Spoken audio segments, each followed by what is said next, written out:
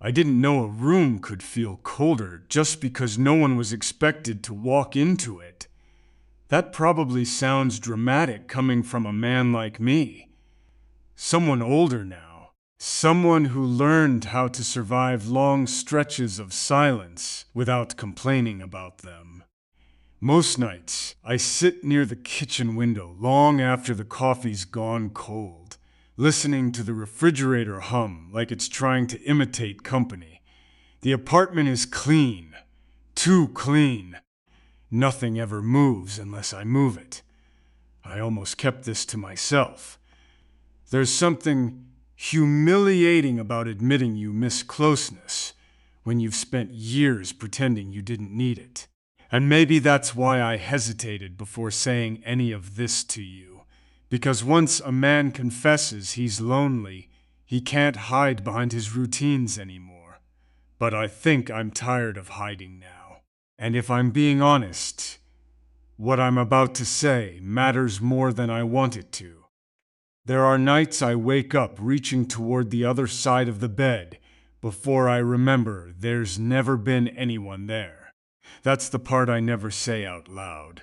Not the loneliness itself, the instinct. The body remembers things the mind tries to outgrow, the need for warmth, for another heartbeat nearby, for the quiet comfort of someone breathing softly in the dark while the world outside keeps turning cold. I used to think needing that made a man weak, so I became good at solitude.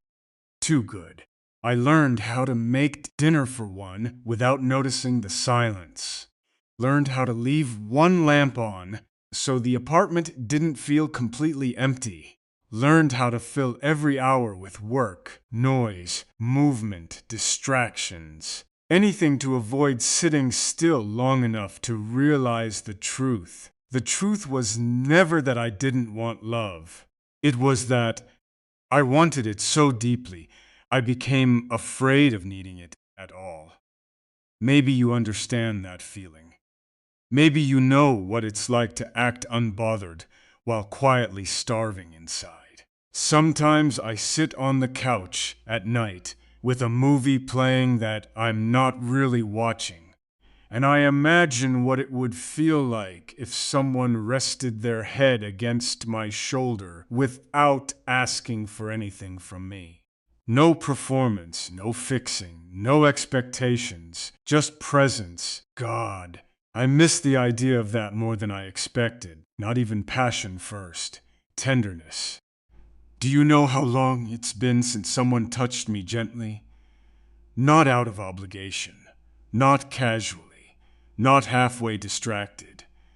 I mean the kind of touch that says, I see how tired you are.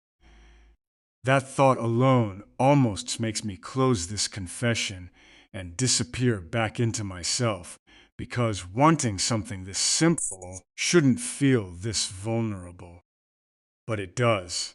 The strange thing is, I used to admire people who could live entirely alone. I thought emotional distance meant strength. Like if nobody could reach your heart, nobody could damage it. What a lonely way to survive. The older I get, the more I realize isolation isn't peace. It's just quiet pain stretched across time. And somewhere along the way, I started wondering about you. Not as fantasy, not as some perfect woman who arrives and fixes everything broken in me. No, something softer than that. I wonder what your presence feels like, what kind of silence exists around you. If you'd sit close without needing conversation every second. If you'd understand why I sometimes go quiet. When I'm overwhelmed by feelings I don't fully know how to carry anymore. I think about little things more than grand ones. A second coffee cup beside mine in the morning. The sound of someone walking barefoot through the apartment while sunlight touches the floor. A tired smelt across the table after a long day. Two people existing together without needing to pretend they're unbreakable. And somewhere in the middle of these thoughts, something in me has started changing.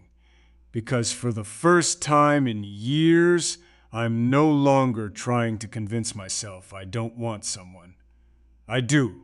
I want one woman I can slowly hand my guarded heart to without fearing she'll treat it carelessly.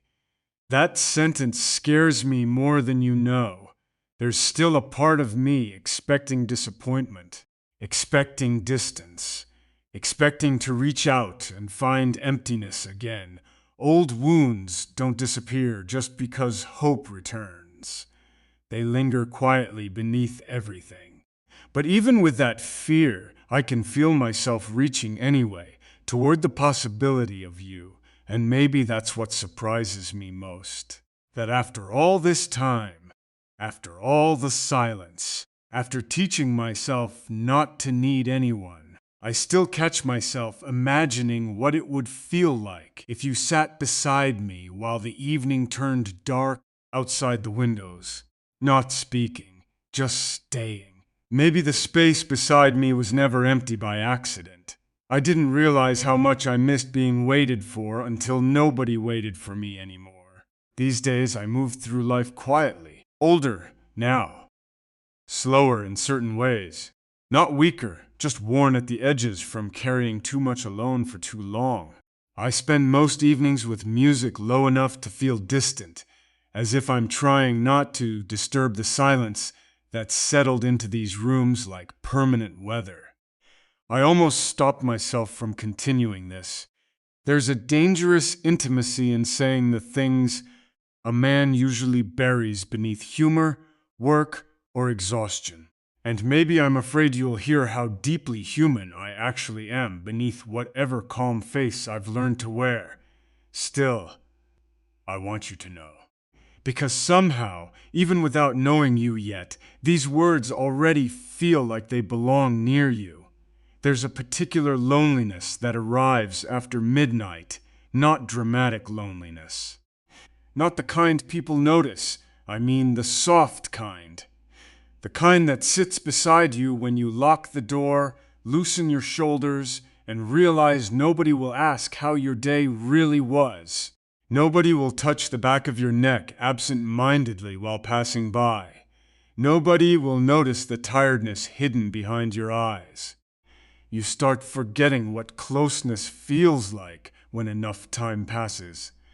That scares me. I'll tell you something I never admitted before. Sometimes I leave the television on just to hear another voice in the room. Not because I'm interested in the show, but because silence can become too honest if it stretches long enough, and the silence tells the truth. It tells me I miss simple things more than grand love stories. The warmth of another body nearby during winter. Someone reaching for my hand without thinking about it. The quiet sound of dishes clinking while two people clean up after dinner together.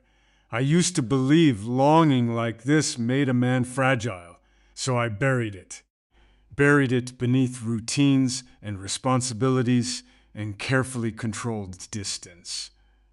But buried things still breathe. That's what I've learned. Sometimes I catch myself staring at the empty chair across from me while drinking coffee in the morning.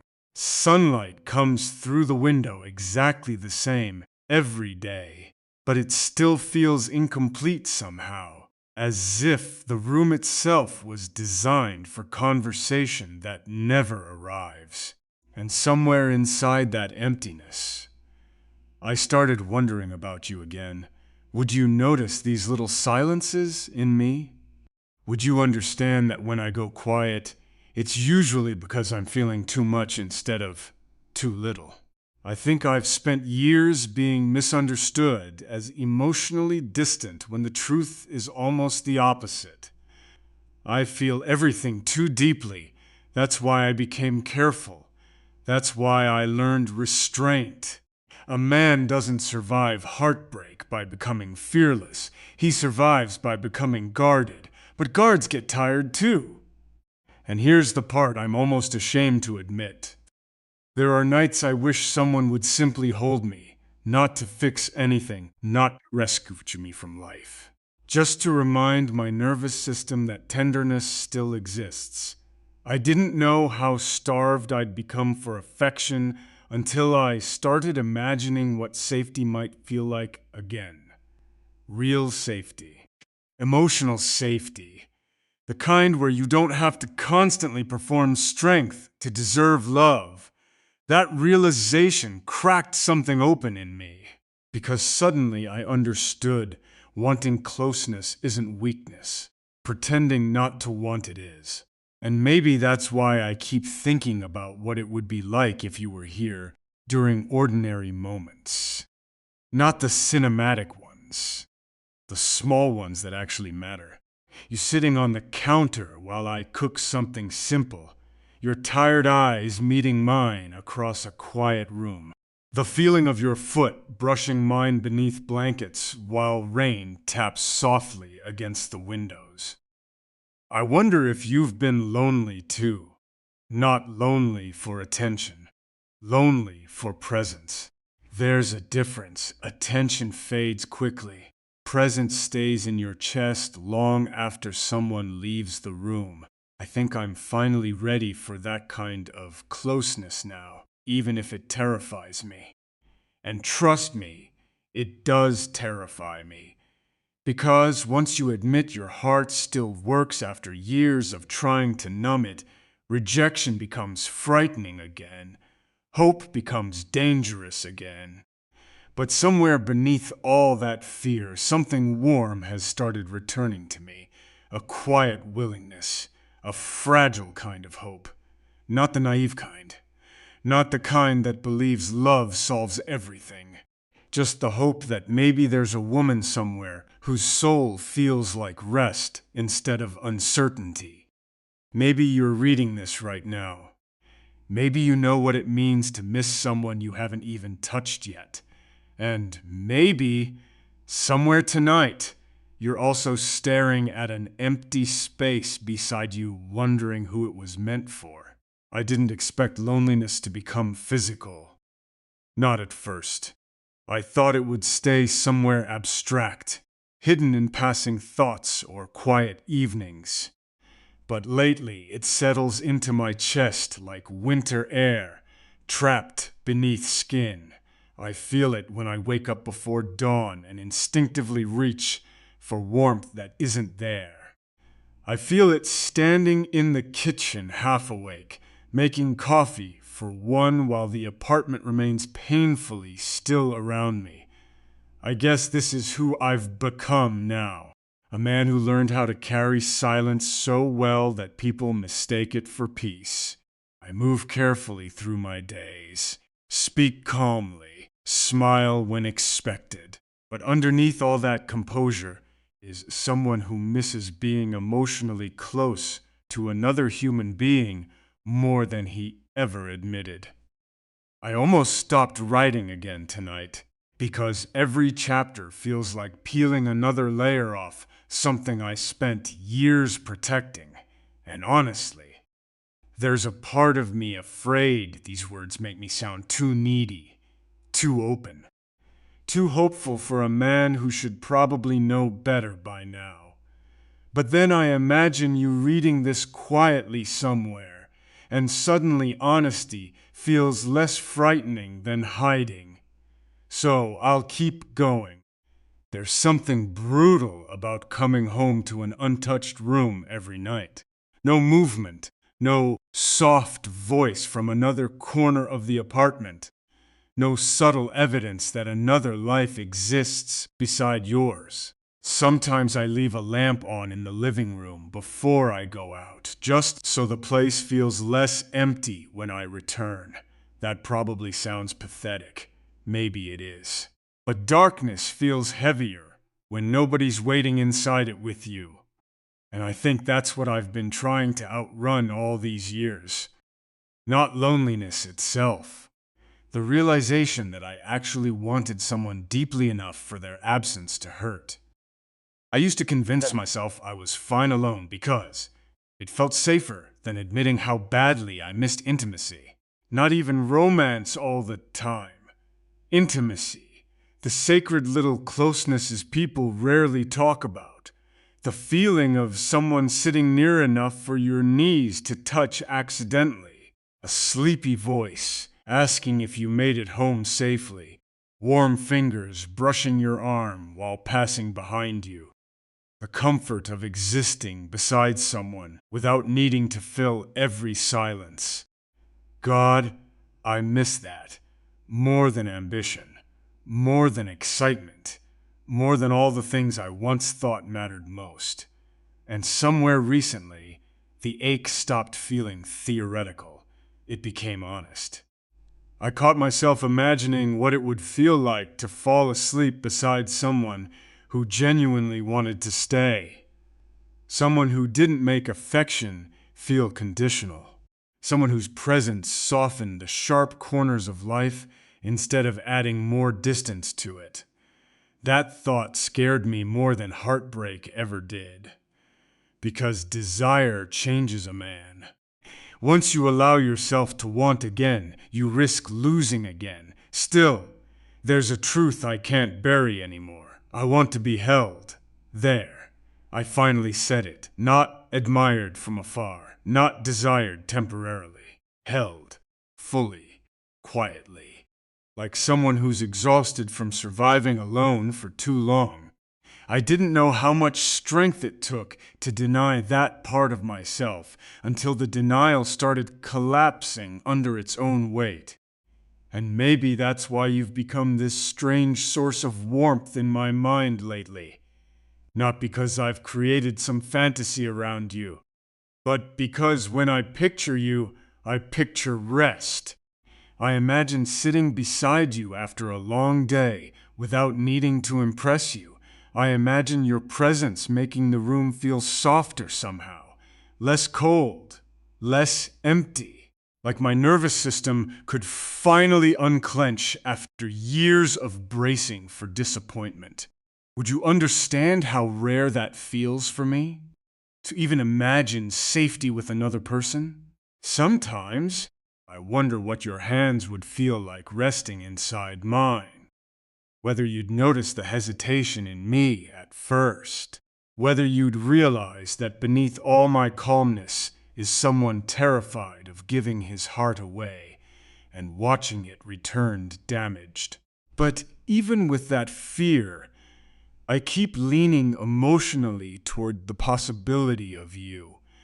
That's the part I can't explain. You become important before you even arrive sometimes.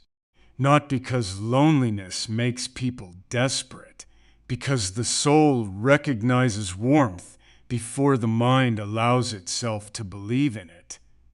And lately I've started wondering if all this longing inside me wasn't weakness at all. Maybe it was love waiting for permission to exist again.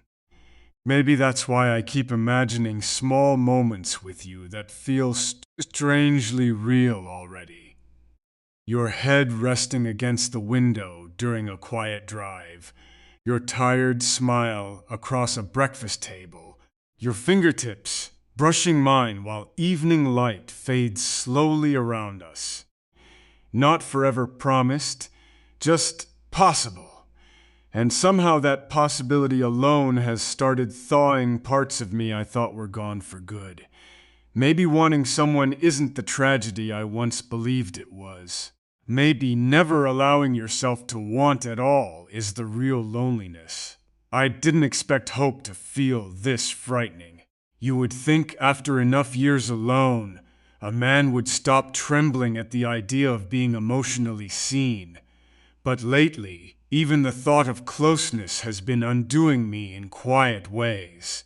I sit awake long after midnight, with the lamp beside the couch, casting this soft gold light across the room, and I catch myself imagining another presence here often enough that the emptiness feels louder when I return to reality. I've become someone very careful with his heart, not bitter, just cautious, older now, softer in places nobody notices. There are evenings when I stand at the sink washing dishes slowly, listening to the water run because it fills the apartment with enough sound to keep loneliness from speaking too clearly. I almost didn't continue this confession tonight, because the deeper this goes, the harder it becomes to pretend these are just passing thoughts. They're not. They're pieces of me I stopped showing people years ago. And there's something terrifying about letting a woman see the parts of you that still ache for tenderness after life taught you to survive without it. Still, I want you to hear them, because somewhere along the way, these words stopped feeling like a monologue and started feeling like I was speaking directly to someone my soul has been waiting for. Maybe that someone is you. The truth is, I spent years believing emotional self-control was maturity. Never need too much, never reveal too much, never hand someone the power to wound you. So I became composed, dependable, quietly distant. The kind of man people assume is fine because he knows how to carry pain without displaying it publicly. But hidden loneliness still changes you. It changes the way you walk into empty rooms, the way your chest tightens when you see older couples sitting together in silence at cafes, comfortable simply existing beside one another. The way your body forgets what regular affection feels like until even imagined closeness starts making your heart ache. Sometimes I lie awake staring at the ceiling, trying to remember the last time someone reached for me first. Not because they needed something, because they wanted me near. That absence becomes heavier than I know how to explain. And tonight, I need to admit something I've buried for too long. I want to belong to someone emotionally, not possessively, not desperately, just deeply. I want the kind of connection where two tired people become safe for each other, where the world outside remains difficult, but inside the relationship there's warmth, understanding, relief. God, I miss the idea of relief. I miss the possibility of sitting beside someone and not feeling emotionally alone while doing it. For years, I convinced myself I could live without that kind of intimacy. And technically, I could. Humans survive many things. But survival isn't the same as living fully. That realization hit me harder than I expected, especially when I started imagining you in the ordinary spaces of my life. Not perfection, presence. You standing beside me in the kitchen, wearing one of my sweaters while morning light spills through the windows.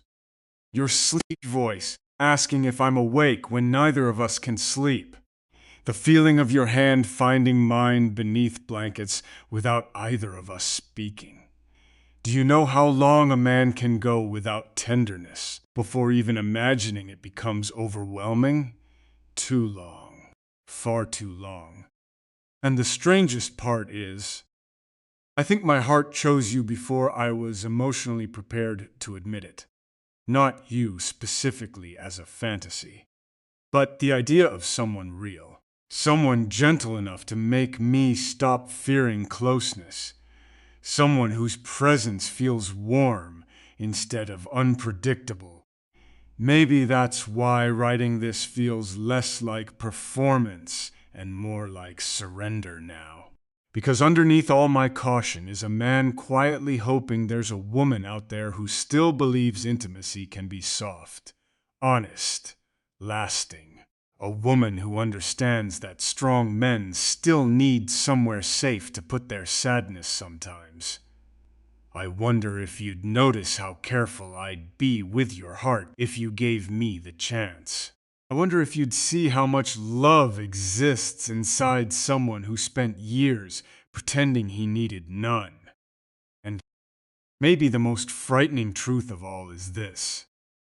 I no longer want to escape the feeling. I want to walk toward it, toward you, even with trembling hands, even with old scars, even knowing how badly things can hurt when they fall apart.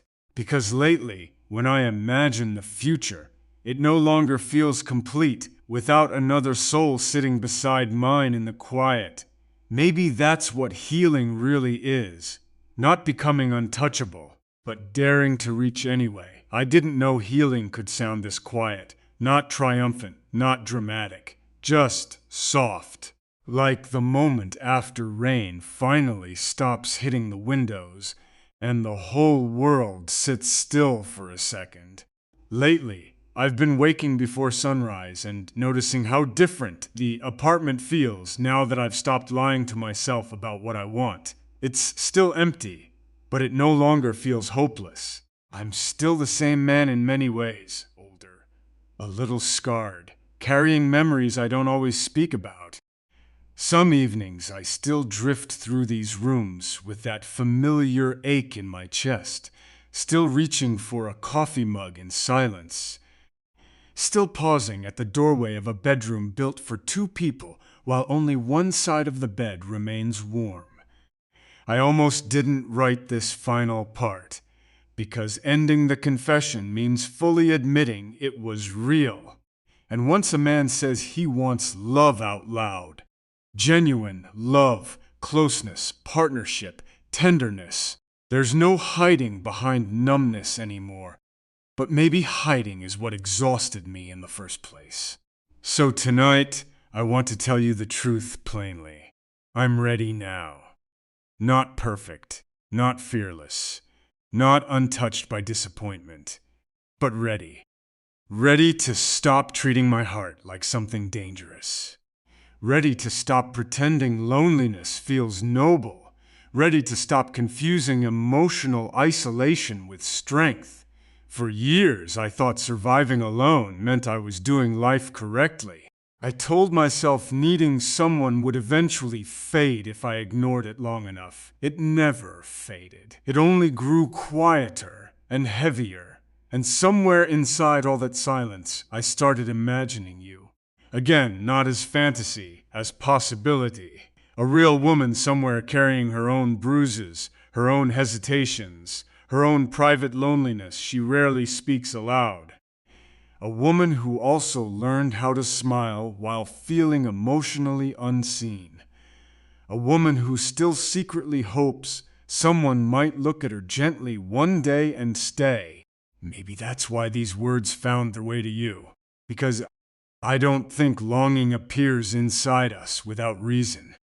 I think some souls spend years searching for warmth while pretending they're fine in the cold. I know that feeling intimately now.